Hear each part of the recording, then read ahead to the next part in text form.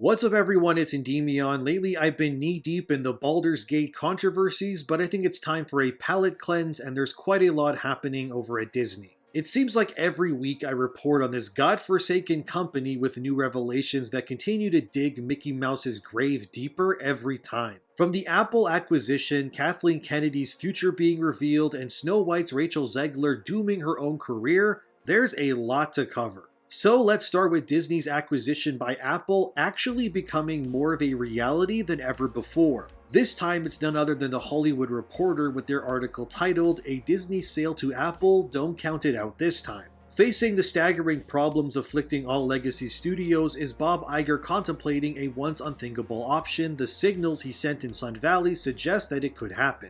I've reported on this concept before a few weeks back, but it seems like more than ever that this could actually become a reality. Usually when big studios prep themselves to be sold, they sell off any dead weight they don't value in order to become enticing for acquisition. Disney has been hemorrhaging money at a superhuman pace for the last couple of years. And with the company's financial earnings in the dumps, it seems like more than ever that this could become the logical next step.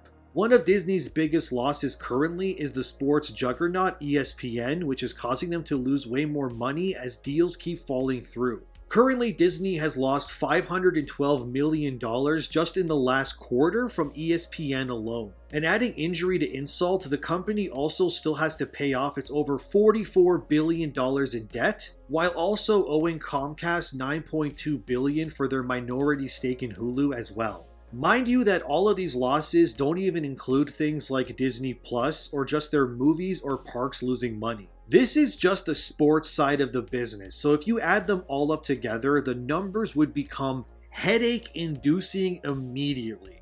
And because of these losses that keep getting worse, Disney CEO Bob Iger is pushing to reduce Disney's overall spending by around $5.5 billion. And even then, they wouldn't be in the green. DisneyDining.com reported back in July that Iger has already begun selling off almost 1/3 of Disney's assets already in order to mitigate losses. And Disney Plus has lost the company around $659 million in the second quarter of 2023. And this time last year, Disney Plus lost $887 million as well. While analysts believe the streaming service could become profitable by 2024, at that point it's been 5 years since the launch of Disney Plus and the damage might already be done and irreversible to fix. This also doesn't help that Disney is currently being sued as well, since the previous CEO Bob Chapek, along with former Disney Media and Entertainment Chairman Kareem Daniel and former CFO Christine McCarthy, all worked together to falsify the financial reports of Disney Plus to make it seem more profitable than it really was during its 4 years of operation at the time. So to put it to you bluntly, dear viewer, Disney is, as they say, absolutely screwed. That fire sale of assets, by the way, are platforms Disney owns that apparently they think they can survive without, such as ABC, FX, and Freeform. This is also why you're seeing Disney push that they're premiering previously exclusive Disney Plus shows like Ms. Marvel onto television networks. It's all being done in hopes to either incentivize people who watch those shows on cable to subscribe to Plus, or simply to make enough money via advertisements on programs Disney has that's underperforming. Which Ms. Marvel definitely fits that bill, since it's the lowest watched Marvel Disney Plus show by a long shot. In terms of people saying this Disney acquisition is still nothing but hyperbole, let me tell you a bit about the history between Apple and Disney. Apple's founder Steve Jobs actually sat on the board of directors at Disney from 2006 to his death in 2011. After Jobs died, current CEO of Disney Bob Iger joined Apple in 2011 and he stayed on their board of directors until 2019. On September 10th, 2019, Iger officially left the board of directors, which was also the same day Apple would launch its own streaming service. Iger likely left because since Disney had Disney Plus already, him being involved with both was probably just seen as a conflict of interest of sorts. According to The Hollywood Reporter, the downsizing of Disney and the large acquisitions of bigger companies buying everything up is going to become the norm. They theorize that the eventual landscape of digital media and franchises will end up with around 4 major corporations basically owning everything. It'll be like a cyberpunk future where the corpos have more power and resources than the governments do. They say that the likely 4 will be Apple, Amazon, and Netflix, and one potential other, or it could just be the big 3 and that's it. They do believe in the future you could even see Paramount, Warner Bros., and NBC Universal all combining into a Netflix-like corporation, and then that would technically fit into the Big 4 theory. Not because those companies would want to, but because it would be necessary to ensure their survival by banding together, especially when they're compared to the other Big 3. The Hollywood Reporter claims an insider within Disney believes that they'll sell their assets combined with debt to private equity. Basically, if Disney did this, they could sell a ton of their assets for about $50 billion up front. So if Disney did this, they would eliminate around $25 billion in debt immediately, leaving them with roughly $20 billion in debt left. Jesus Christ, this is a lot of numbers, fellas. I ain't even good at math, and even my brain is dizzying trying to compile all of this information right now. It should also be stated that when it comes to the metaverse, which is still a thing these companies are pushing regrettably, that Disney is exclusively partnered with Apple to bring their content to Apple's $3,500 headset, the Apple Vision Pro. Bob Iger was even on stage during its unveiling to announce how Disney will partner with Apple on this. So these companies are slowly but surely coming to a point where they might actually become one. But a lot of this acquisition nonsense isn't even unique to the corporate world of Disney or Apple. I mean, just look at modern gaming as well, since PlayStation, Sony, and Microsoft are basically trying to consume every company under the sun to their side. The reality of a future where everything is owned by a small group of people is becoming ever more realistic, and it's worrying as well. Because the less variety there is, the less reasons for innovation or risk-taking become. But it's very likely true that Disney will eventually become a part of Apple, since in Bob Iger's memoir he even said, "I believe that if Steve were still alive, we would have combined our companies or at least discussed the possibility very seriously." Also, in case you want to see just how small Disney is compared to some of the other bigger companies in terms of market cap, here's a nice graph from the Hollywood Reporter. Basically, if the international laws allowed it, Apple could theoretically buy everything listed here and just become a monolith. Of course, as of now anyway, laws are obviously in place to not allow this to happen. But it's crazy when you compare just how powerful and influential Apple is in the grand scheme of things. And now let's pivot over to the Sith Lord herself, Kathleen Kennedy, who's apparently not renewing her contract with Disney to leave Lucasfilm. But what's also interesting is recently her and her husband listed their California mansion for sale as well. Kennedy's mansion is being put up for sale for $18 million. The single-story home with almost 4,000 square foot space is raising eyebrows, since why would Kathleen Kennedy be selling her Malibu, California home if she works for Disney Lucasfilm? As of now, there's not much new information surrounding this beyond speculation, but I did find it interesting that after all the financial losses under Kennedy's guidance, she's now all but leaving California and Hollywood behind. I'll keep my ear to this in case something else happens. Disney also lost another 300,000 plus subscribers this quarter as well, which is equivalent to around 1% of the entire service.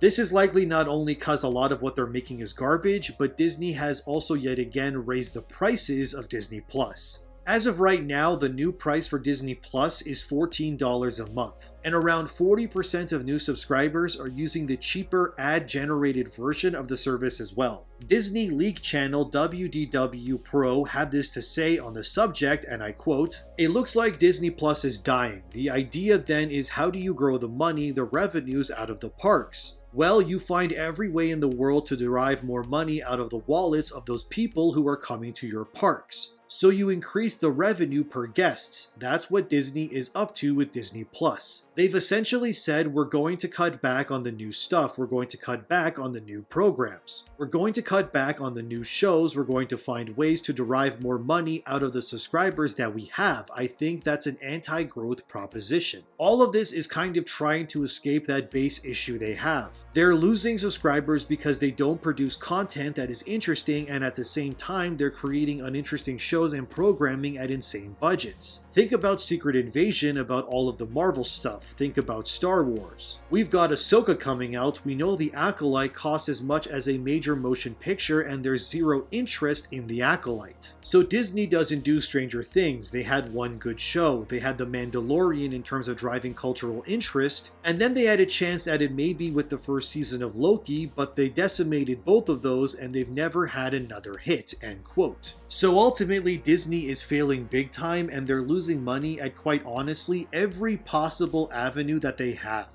It's honestly impressive how poorly this company is being managed. But let's end on some good news, which is that everybody hates Snow White and its lead actress, Rachel Zegler. I don't really need to tell you that Zegler is basically one of the most hated actresses right now in Hollywood. Apart from that viral clip of her complaining about working 18 hours in a dress, she's now facing backlash for saying the original Snow White is outdated and features a stalker story. So here, watch. The original cartoon came out in 1937, and very evidently so. There's a big focus on her love story with a guy who literally stalks her. Yeah. Weird. Super weird. So we didn't do that this time. Cast a guy in the movie, Right. Andrew Burnap, great dude. All of Andrew's scenes could get cut, who knows? It's Hollywood, baby. Then she openly admits she hasn't watched the film in years until recently as well, so here's that clip. I was scared of the original cartoon. I think I watched it once and then I never picked it up again. Like, I'm being so serious. I watched it once and then I went on the ride in Disney World, which was called Snow White's Scary Adventures. Doesn't sound like something a little kid would like. Was terrified of it. Never revisited Snow White again. So I watched it for the first time in probably 16, 17 years when I was doing this film. The cartoon was made 85 years ago, and therefore it's extremely dated when it comes to the ideas of women being in roles of power and what a woman is fit for in the world. And so when we came to reimagining the actual role of Snow White, it became about the fairest of them all, meaning who is the most just and who can become a fantastic leader. And the reality is, Snow White has to learn a lot of lessons about coming into her own power before she can come into power over a kingdom. And generally, Rachel Zegler is kind of just digging her own grave pretty much all on her own. Honestly, I don't even need to talk about her too much because the girl is destroying her own career just fine by herself. But painting Snow White's story as a stalker love tale while saying the prince's scenes might get cut because he's a man is, well, that's modern Hollywood nonsense for you. And then admitting you haven't watched the thing you're acting in for almost your entire life? Yeah, probably not something you'd want to admit. It's going to be hilarious when Snow White does release if Disney doesn't can the movie before it happens. But having your lead actress say the original was bad and the rides were scary is just, my god. Does anyone at Disney run these things before posting them? Fans online are universally asking Disney to just cancel the movie or reshoot the entire thing. But in my opinion, there's nothing Disney could do at this point to fix this. They will always just double down, refuse to admit defeat, and will instead lose money and claim people aren't ready for change or whatever. But as it stands right now, Disney is a goddamn cesspool that is absolutely dying.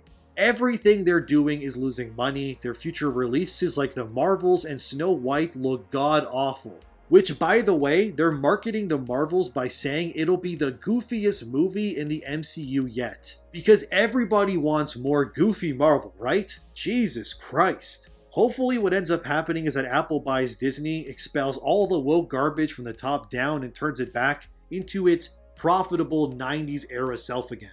But the likelihood of even that happening is probably impossible too, because we truly do live in a weird era when it comes to entertainment, I guess. But as of right now, that's what I got for you guys. Let me know what you think as always, and like the video to help the channel out, and subscribe if you'd like to keep up to date. I'll probably cover more Baldur's Gate and God knows what else in the future, but until then, have a great day, and I'll see you in the next one.